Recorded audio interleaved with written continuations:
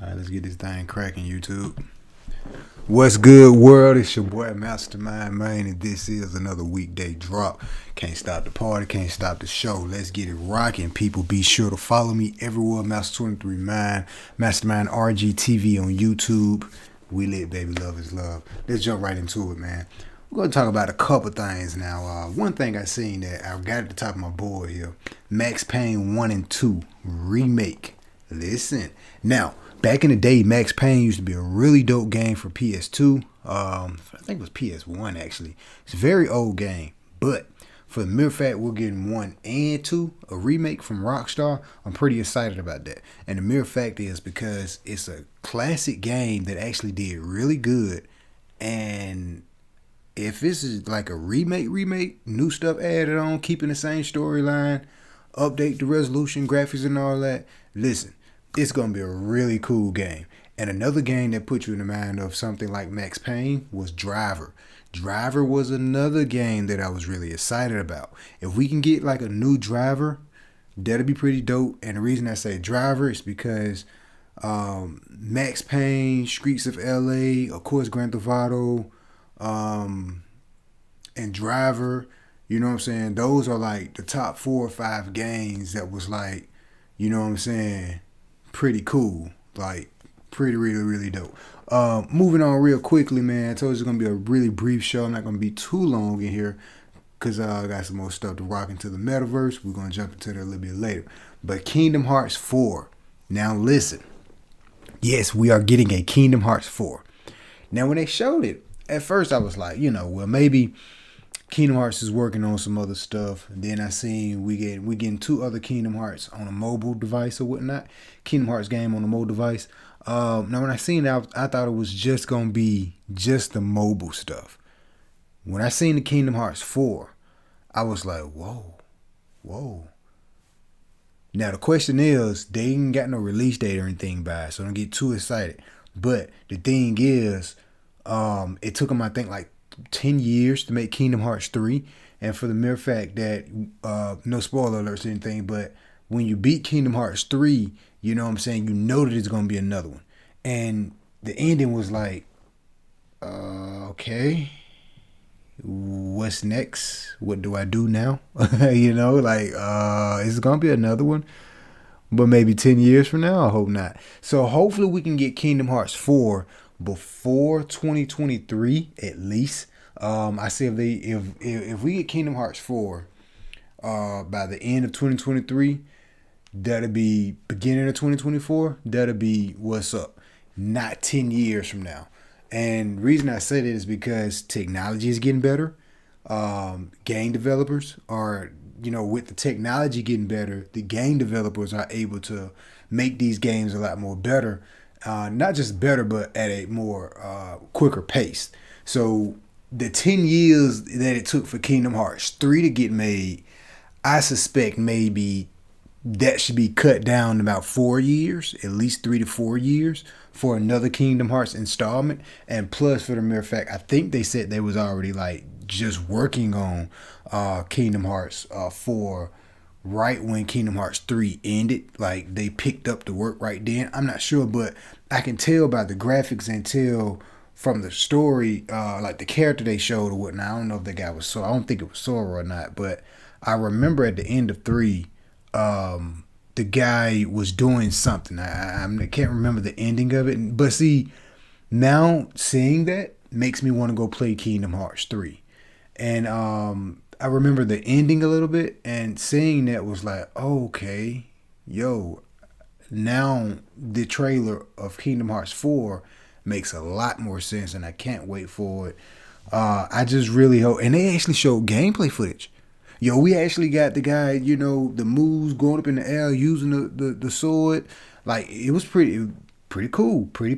The combat system still looks the same almost, but it looked like it's definitely improved. Kingdom Hearts always had a pretty decent combat system or whatnot. I'm just hoping that they bring the storyline back to like Kingdom Hearts 1 and 2.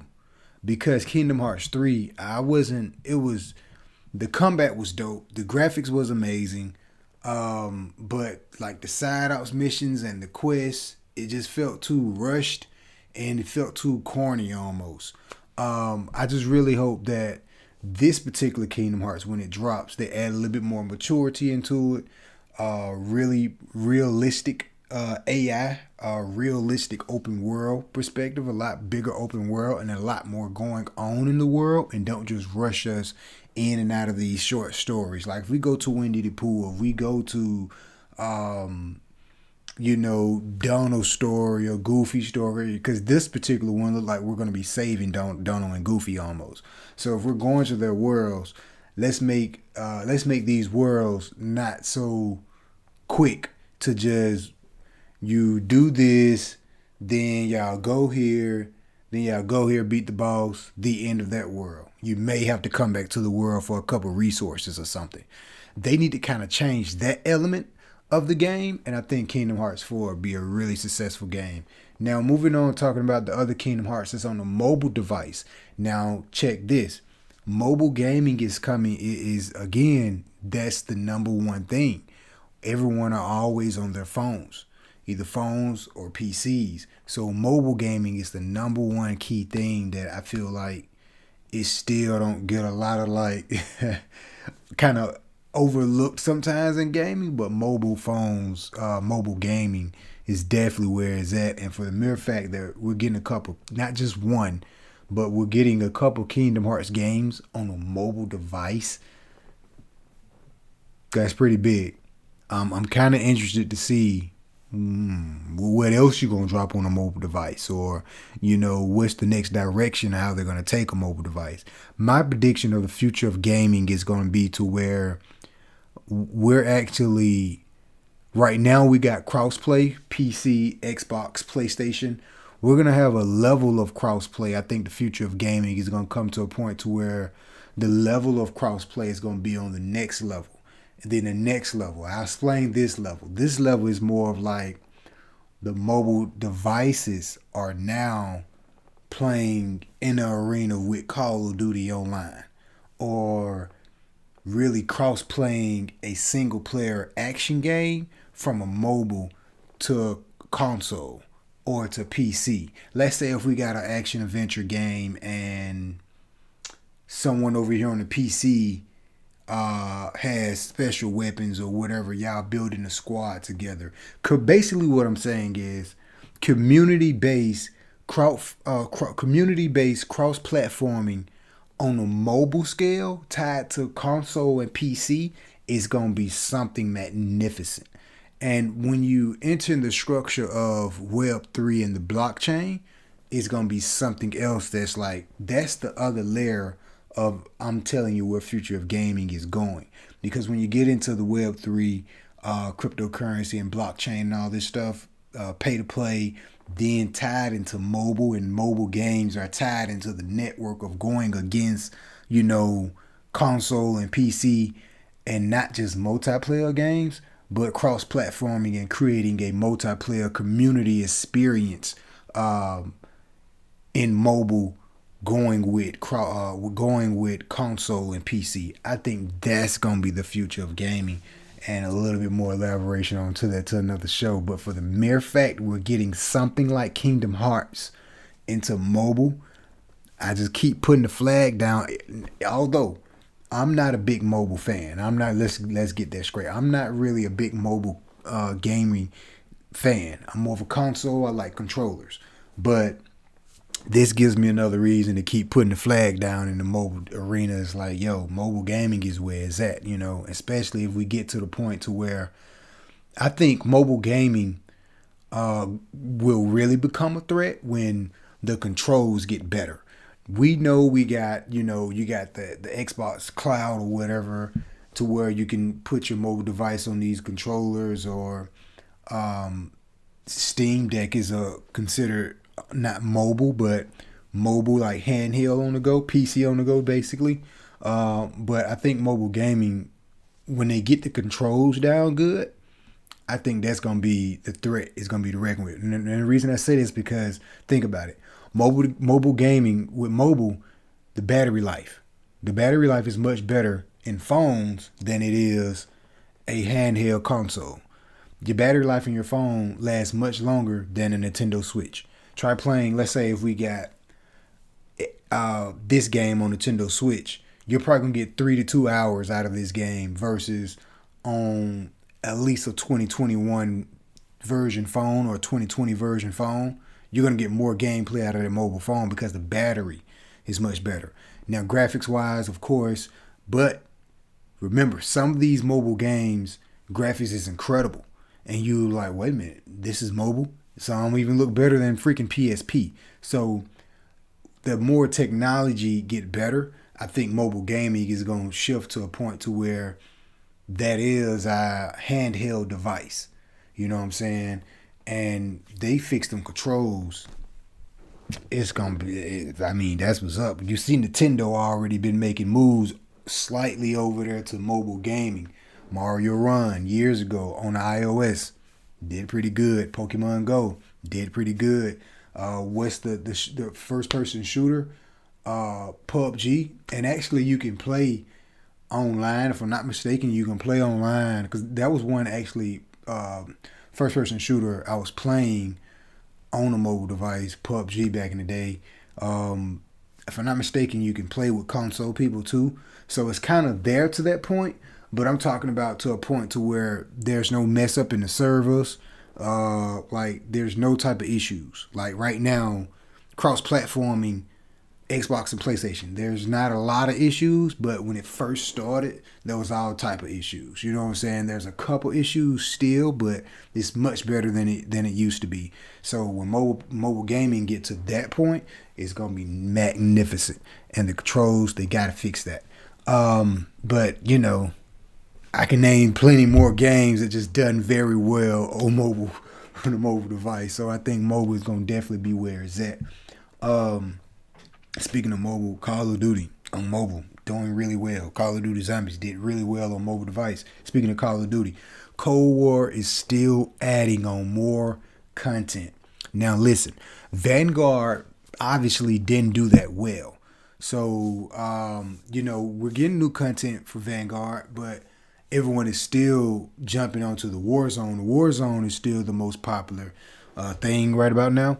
But for the mere fact Cold War is still getting content released for it, that's a good sign, you know. And I kind of want to. I actually skipped out on Vanguard. I may still get it later on in the future. Maybe if the price drop, or if I just get tired of Cold War, maybe.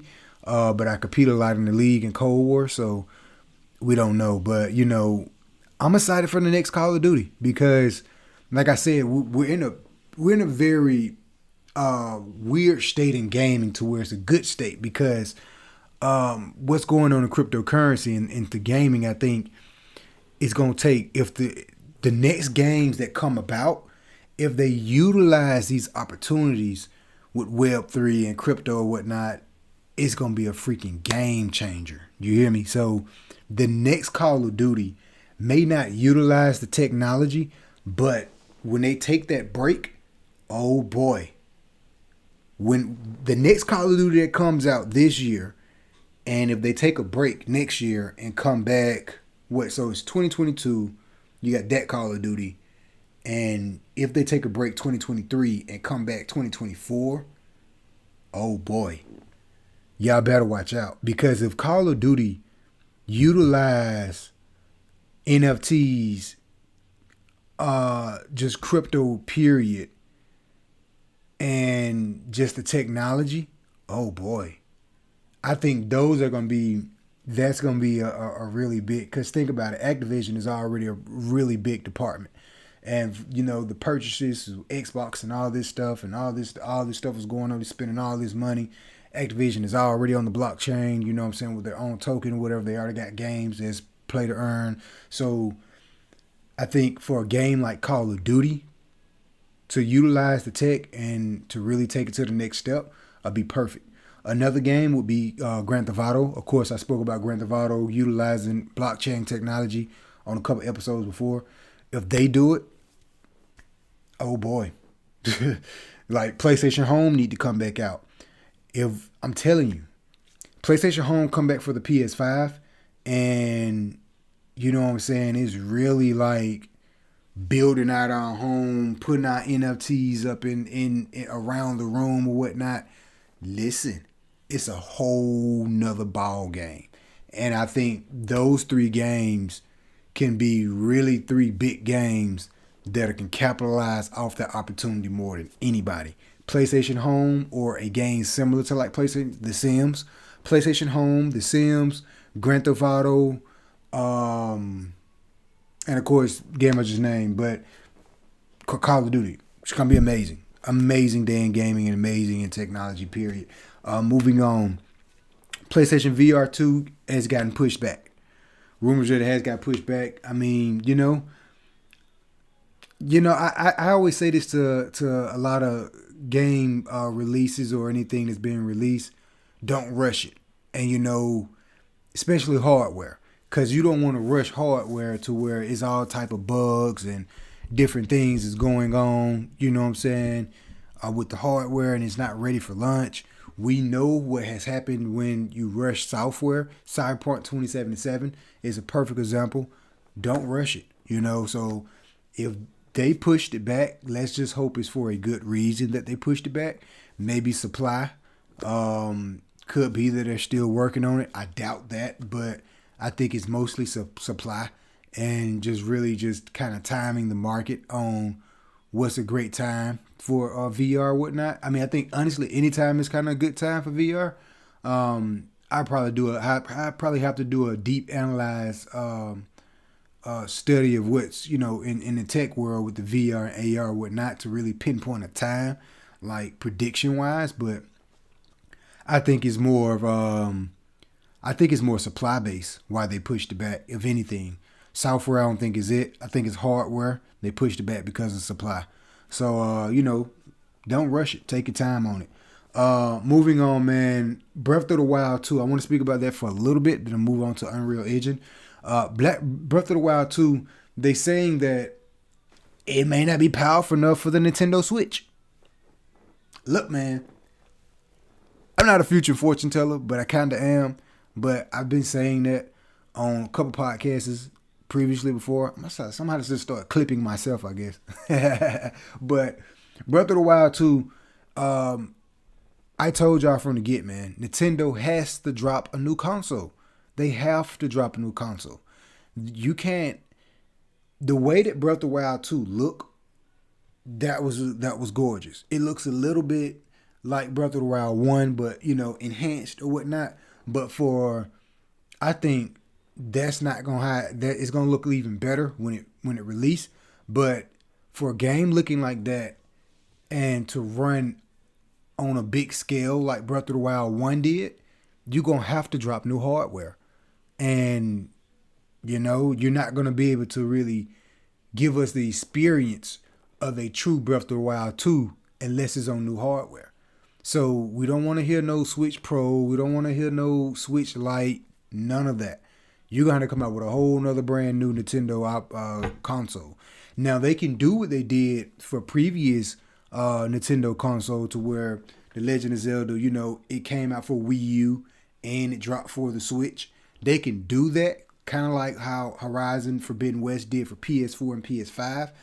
They can possibly do that, but I still think that Breath of the Wild 2, especially if they're picking up exactly where 1 is and just really making the world bigger, capitalizing on the graphics and just really giving us a new Legend of Zelda experience. And I think they're not going to be able to do that unless it's on a new Nintendo console. And I mean, if you bring it on the Switch or this Switch Pro or whatever, I always quotation mark because it's not truly upgrade. It's a minimum upgrade, so that's why I always do that. Quotation marks. But if you do bring it out for the Switch, it's gonna be just like Breath of the Wild 1. It's gonna be like Breath of the Wild 1. It's gonna be like it because think about it. Now, for example, Forbidden West, when it dropped for PS4 and when it came out for the 5, you knew the difference on the 5, but at the same time, it still look really good on PS4 Pro. PS4 Pro can actually handle Forbidden West. It ain't like Forbidden West just one of those games and, PlayStation Pro, PS4 Pro just can't handle it. It actually looks pretty good on the Pro. They're not going to be able to do that with Breath of the Wild 1 on the Nintendo Switch. And like I said, if they do, you ain't going to get the true experience. You want a true experience in next generation gaming, Breath of the Wild 2. I think that's what Nintendo is going to aim for, to give us a new experience, but give us a more immersed and a new Legend of Zelda experience, but a better experience. I think that's what they're going to aim for, and to aim for that, they're going to have to bring out a new console. So that's been pushed back. Yeah, I kind of figured that. Yeah, so I'm still hoping, I'm hoping that they do bring the Switch, because if they do, I pick it up for the Switch. And if they come out with a new Nintendo console, we'll, get a new Nintendo console, get it for the Nintendo. It's no biggie, but because I'm a Nintendo fan at heart, always. You know what I'm saying? But and I love Legend of Zelda, so I always support it. But if you want a true experience, you better wait for the new Nintendo when it drop. And I gotta go on this Nintendo rant. I haven't been on the Nintendo rant for quite some time. I don't have that on the board. This is all off the cuff. This is going back to the old RGTV days, freak style. So typically kind of still do that. But my Nintendo rant, my 5-minute Nintendo rant, not even 5, but Nintendo has to give us something that's innovation, like something that's like blows our mind, and it has to capitalize on Web3 technology. It has to get in that sphere. It has to go to these next points in technology. You have to step your graphics game up. Like this new Nintendo Sports that's coming out, Wii Sports or whatever, Wii Sports 2 or whatever they coming out with is called for the Switch. That's cool enough. But that same method of getting people to exercise and all that, bring all that to a new Nintendo console, but bring it to us with a better graphics card. You gotta upgrade your graphics process. You just have to. We are sick of looking at 2D, 3D, or whatever that Nintendo has. Now, don't get me wrong, because Wind Waker is one of the most gorgeous games, and it's one of my favorite games, and it's a cartoonish looking game. So I'm not knocking the graphics on these games, but we kind of need Nintendo to really give us something here. Like, really step up. Because the two big juggernauts in the room still is Xbox and PlayStation. We need Nintendo to give us better hardware. So when I speak on graphics, I'm mostly speaking about better hardware. It don't necessarily, if you give us something better than PS5, I'll take that. Something better than Xbox, I'll take that. But we just need something that's next level in the gaming atmosphere. And you have to capitalize on getting better at network. They are getting better at the network things, but they have to get in that playing field of the online competitive sphere. The next Smash Brothers that comes out for the new Nintendo console, it needs to be stitched everywhere. It need to be on mobile. It need to be this new Nintendo console need to be able to go handheld, 4K on screen, esports everywhere, fighting games, partnerships. You have to buy up a couple companies to let us know that, hey, we are not dead and gone. We are reinventing the Nintendo brand. Like, if Nintendo come out with something and they're just saying we are just reinventing the brand or the next generation of Nintendo and just give us a crazy console and the graphics to be like 10 times more powerful than PS5, shock everybody. You know what I'm saying? And being able to utilize Nintendo with the social media apps and all that. Like, Nintendo has a bunch of stuff that they have to capitalize off, and they can learn from their competitors and make those moves to do. But backwards capability is everything. Always keep that in key. CD, disc, digital, I don't care what you do, but keep that in key. But that's my short Nintendo rant. But they got particular places they can move in the industry, and it can really make some moves. And PlayStation, I'm still room for you, but y'all kind of slacking right now. Moving on before Anchor kick me out of here, man. Unreal Engine 5. Listen, that engine is amazing. And if Nintendo can team up with these guys and drop their first 5 catalog best character history games on an Unreal Engine, cut the check. I'll be at the meeting, man. Listen, man. Unreal Engine is mostly running on a lot of Xbox games. So a lot of these Xbox games you're about to see coming on down the pipeline is going to be running on Unreal Engine 5. Now listen, man. Unreal Engine 5 is an amazing graphics engine, man. The Matrix, they did really good. You know what I'm saying? And to see that Xbox, mostly these Xbox games are going to be running off that, whoa. PlayStation is a little bit more proprietary with their software. Some of their stuff, you know, they got their own stuff going on, but they need to hot that Unreal Engine 5, man. But it's all cool, man. The new Tomb Raider that's coming on down the line is also going to be running off Unreal Engine 5 too. So, hey, I'm a big fan of Unreal Engine, man. These guys, go and look at The Legend of Zelda Ocarina of Time running on Unreal Engine. Thank me later. A beautiful game. And you mean to tell me if Nintendo get with Unreal Engine and do something like that, that's all we need. I think what can bring Nintendo back is not remaster, but remake. Remake a lot of their games in a high profile, or not even high profile, but high power performing graphics engine. Someone like Unreal, remake all your games, man. Not even all of them, but some of the greatest games, the top 3 greatest games on Nintendo. Remake them on Unreal Engine. Banger. Moving on. New Ghost Recon game in development. Real quick, because I think that's like my last topic. Unreal Ghost Recon. I'm so stuck on Unreal Engine. Ghost Recon game being in develop. Listen, they did a really good job with which Ghost Recon game that was. I actually got it, but the one they had that was like in Mexico or something. Not the one that just came out. I think 2019 or so, or 2020. Not that one, but they got another one. The one that came out before that, like 2017, 2018, I think. That one's really cool. And I think when people got involved and started playing it or whatnot, it was kind of dying down. I think they couldn't keep a lot of people busy on the game almost, but it was really fun. It really put you in the mind of like Grand Theft Auto Online. Now, Ubisoft also spoke about a little bit about, you know, NFTs or whatnot, but I think that's another game that can really utilize the power of the blockchain real well too.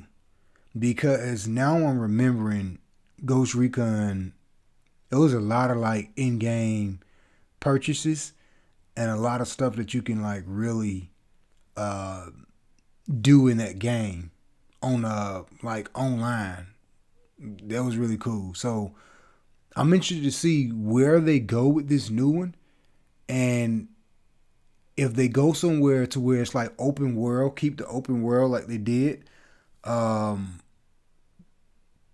Give us a better story, you know what I'm saying, and just really capitalize on things that they already messed up on a blockchain, like that next level of gaming. Oh snap!